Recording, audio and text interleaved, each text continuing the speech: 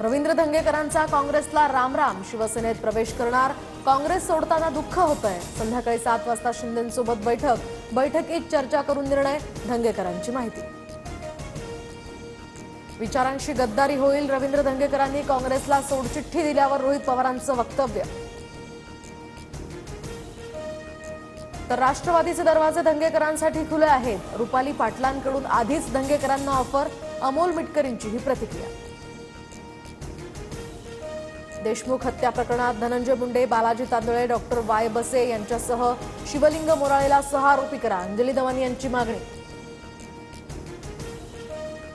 राज्य मंत्रिमंडळाच्या बैठकीत अर्थसंकल्पाला अंतरिम मान्यता, अजितदादा आज राज्याचा अर्थसंकल्प सादर करणार। पृथ्वीराज पाटलांवर बलात्कार प्रकरणी गुन्हा दाखल, तर लग्नाचं आश्वासन देऊन वारंवार बलात्कार, पीडित तरुणीला गर्भपात करण्यास सुद्धा भाग पाडल्याचा त्यांच्यावर आरोप। प्रशांत कोरटकरचा जामीन रद्द करण्यासाठी राज्य सरकारनं प्रयत्न करावे, नागपूर कृती समितीतर्फे मुधोजी राजे भोसले यांचं फडणवीसांना पत्र, संभाजीराजेंचा अपमान केल्यानं अनिल परबांवर सुद्धा कारवाईची मागणी।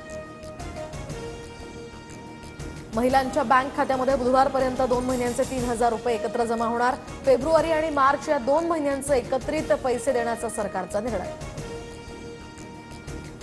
कोल्हापूर शहराचा पाणी पुरवठा आजपासून 2 दिवस बंद, थेट पाईपलाईन योजनेची देखभाल करणार, महापालिकेकडून टँकरद्वारे पाणी पुरवठा होणार।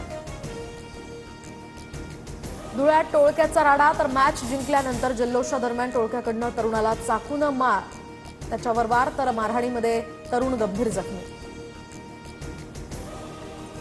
अभिनेता विकी कौशल आणि रश्मिका मंदाना यांचा छावा चित्रपट बॉक्स ऑफिसवर धुमाकूळ घालतोय। चित्रपटाची 500 कोटींच्या क्लबमध्ये एंट्री, छावा चित्रपटाची पहिल्या दिवसापासून बॉक्स ऑफिसवर जबरदस्त कामगिरी।